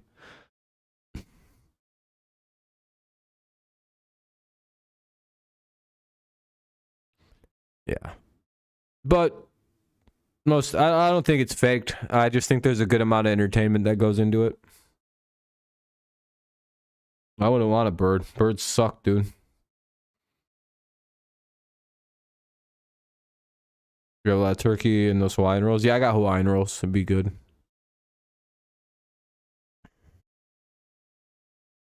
I'm not a bird. I don't like birds. I don't like the idea of birds. The fucking stupid animal. Except for one. Actually, most birds have a pretty. They've been around a while. What birds I know. Pretty excited about tomorrow, though. Pretty excited. A lot of good football. Well, we'll see. It's one of the things where like, oh, it could be a good day of football, or it could be like 3 blowouts or 2 blowouts and a weirdly low scoring game that the winning team wins like 17-13 in. It's like, wow, what a first game was 42-17, then the next game was 35-7, and I hope that's not the case. I hope we're not like duped into a bad day. Like, damn it. They've deceived us.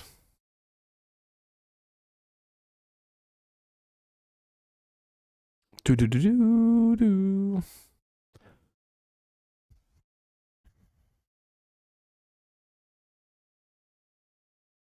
Hopefully Lions. Yeah, hopefully. Oh, you're West Coast? I was going to say, that means the first game for you is at what, 9:30? No, right? Yeah, 9:30. Oof. Because I think they start at 12:30 for the East Coast. I'm doing the time right.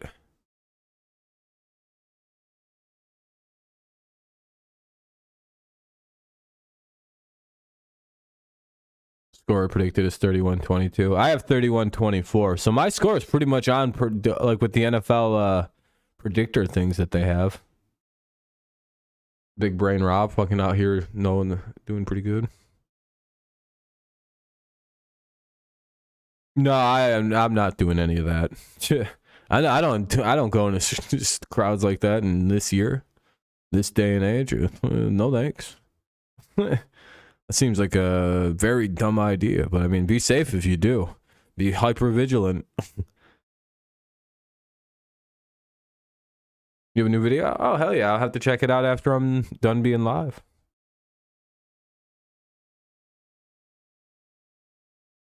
Yeah, I don't. Plus, I just don't like going shopping, you know, it's not my thing.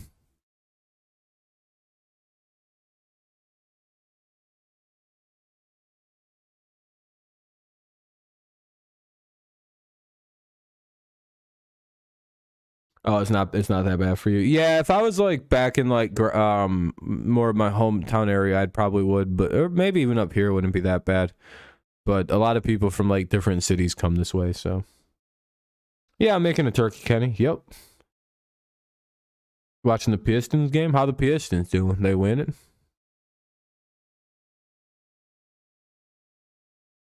Yeah, I got turkey in my fridge thawing. I think it's pretty much ready to go, or like pretty much good to go.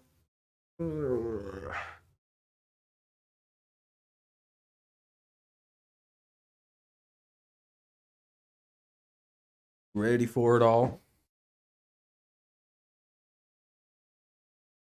10, what? Oh, 105, 101 Pistons. Oh, Pistons are leading?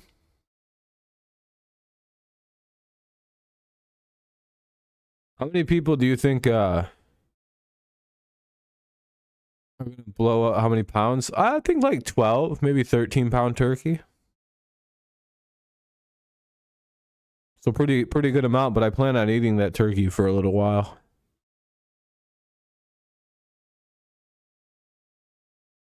So I'm pretty excited to have a bunch of fucking food.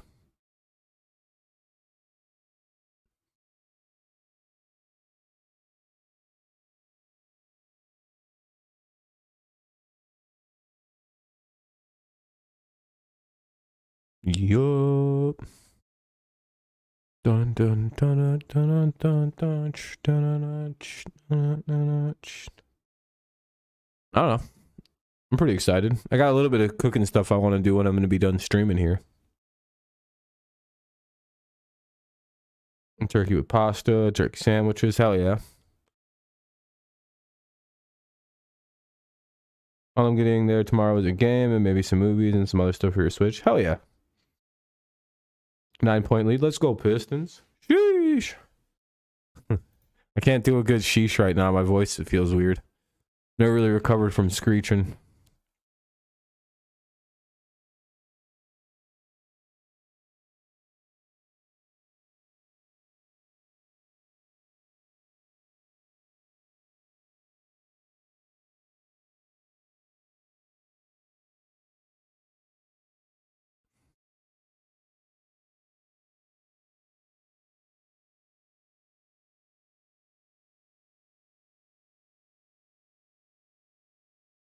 You're back from your break? What's up, Booty? Yeah, the Red Wings one, that's good. You're gonna eat so much tomorrow? Yeah, so am I. I'm gonna make a lot of food. I'm gonna eat it all, and I'm gonna have a good time.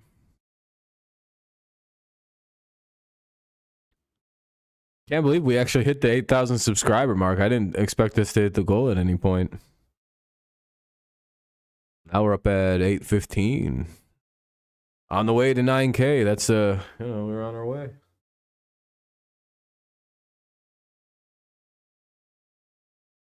Hope the Giants win tomorrow. I think Friday we'll have a more, like, direct stream to celebrate that.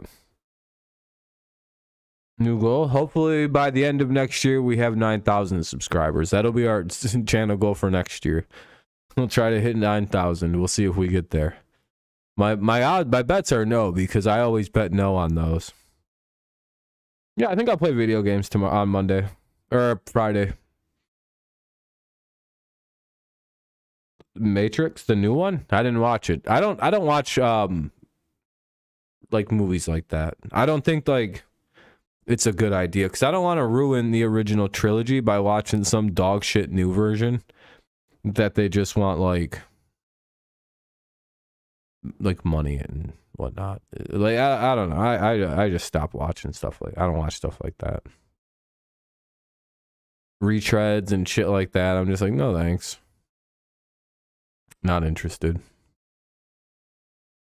I've already seen The Matrix, so like, what is this? Just like I don't have a rewrite. If it was like crazy and everybody said it was like one of the craziest movies you have to see it, I'd have been like, all right, I'll go watch it. But nobody seemed to like it, so I was like, all right, I don't gotta watch this shit. If I was really curious, I'd look up the plot and look up spoilers, see if it was, because like, I don't know if this is a bad way to watch movies, but I can't go watch a movie without knowing everything that's about to happen, including the ending. So if I don't think the movie's gonna be good, and if I don't know it's gonna be good, then fuck that. I ain't gonna pay for it. That's all right, Booty. No, you don't need subscribers.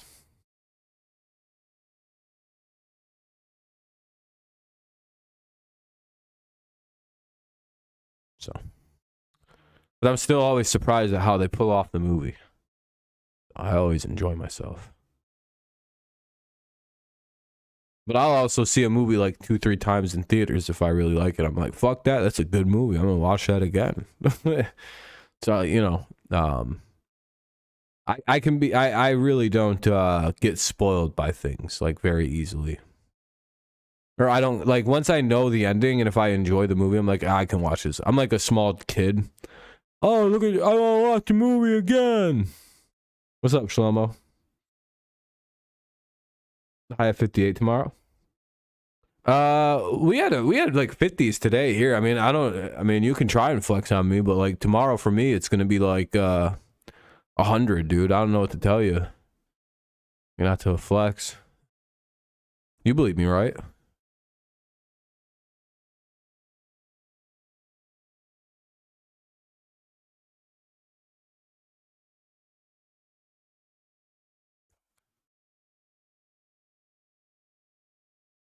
Yeah, 100 degrees. Damn.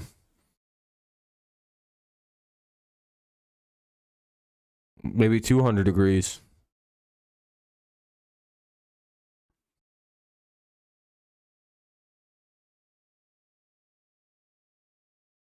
Oh, what is that over there?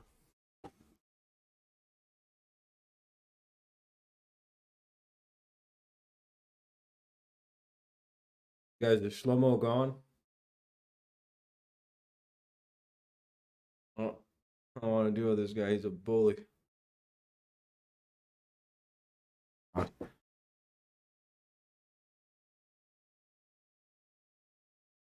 Hey, good job. You got a lot. Hey, congratulations, Booty. Hell yeah. Congrats on the subscriber.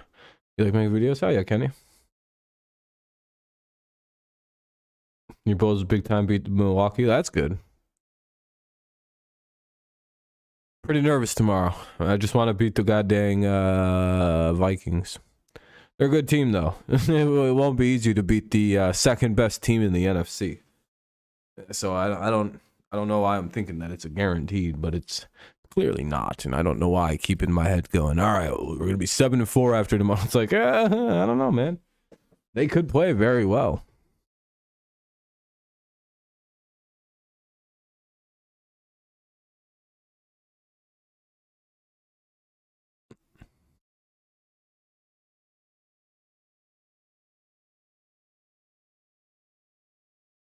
So you're looking for any kind of football, like crazy news.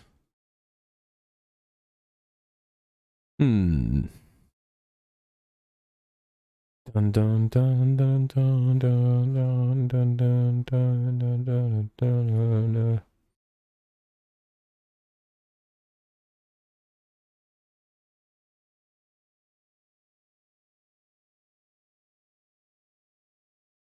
Yeah, when they're in the when they're a legitimate playoff team, I'm gonna act like I'm the biggest Pistons fan, and then come through with all my ignorant LeBron James fandom and piss a bunch of people off. Yeah, tomorrow's a good holiday. I enjoy Thanksgiving. Yeah, he had Tommy John surgery. He could come back a little sooner.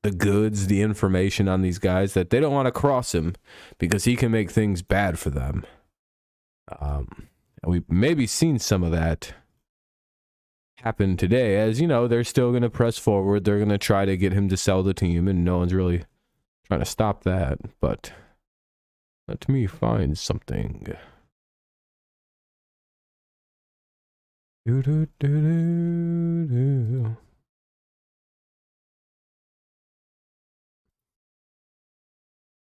good. So, with Jerry Jones, today this picture just leaked and went viral all over the internet this morning. Out of nowhere, right? Seems really random that, like, why would this resurface? Wow, so Jerry Jones, owner of the... So Cowboys owner Jerry Jones is one of the bullies trying to stop his black classmates from desegregating Central High in Little Rock in 1957. There's Jerry Jones circled, and there are some of his buddies yelling at some black kids because they didn't want them to go to school.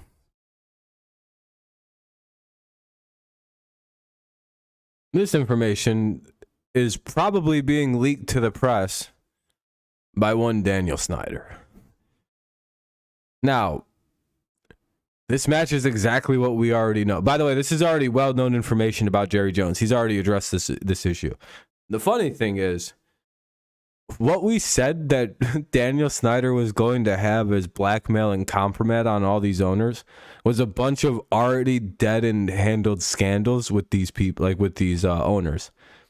And I can't believe that's actually what's going to happen. I'm mind blown that like his actual ammo is. I bet you nobody remembers that when Jerry Jones got exposed as being one of the people in these pictures. Yeah, we do. I remember when this happened. I remember this happened 5 years ago. This comes up regularly about Jerry Jones. And it's hilarious that I think this is round one of the Daniel Snyder stuff. I'm really hoping that when he gets to the Robert Kraft, he's like, did you guys know? Robert Kraft got busted with a at a rub and tug. Okay. Have a good night, Daniel. Thanks for tuning in, man. It's just like, I don't think, like, again, this coming out right around this time is very, very suspect because of the Daniel Snyder stuff going on in the background. Yeah, they're all scumbags. Yeah, they're all a bunch of rich weirdos. No, yeah, the only one who might actually be in, like, legal trouble is Dan Snyder, and if you're following it, it's because he lied about a lot of money. And you know who he fucked over by lying? Other billionaires. Do you know what happens if you fuck over billionaires? Oh. The law works very differently for you if you have a lot of money and you fuck someone over who has a lot of money. Dan Snyder could actually be in. I don't think he's actually going to be in like criminal charges, but he's in some trouble with this with this ticket scam he had going on. Like he committed some serious crimes. Actually, he committed the one crime I think where rich people actually get in trouble, which is like possible tax crime.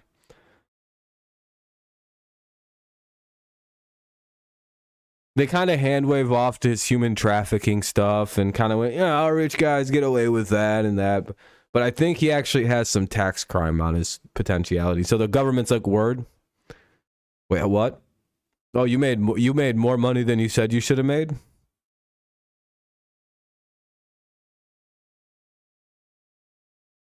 You're going to jail. You didn't care when we were selling women. It's not our business. You know what I mean? That's how we already know how the government works. Just take another break. All right, for sure, Booty. I may not be back when you get back. So if I'm not here, you have a good night, okay? I'm probably gonna wrap this up in the next like 10 minutes or so. Not even that long. Mainly because I'm gonna be streaming all day tomorrow too. So I want to like tucker my shit out and fucking strain my voice.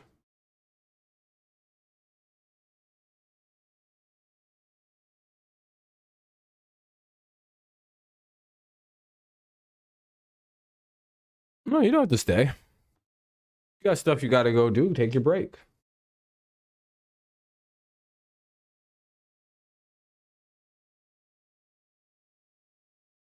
If you got to take a break, man. You just say bye for the night. I'll probably be done streaming here in the next few anyway. All right. It's up to you.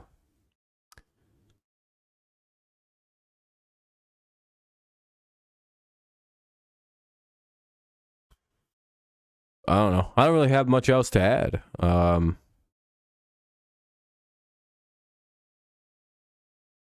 don't just staying live maybe to get to 2 hours, but at this point, I think I might wrap it up, guys. I don't have too much else to add at this point.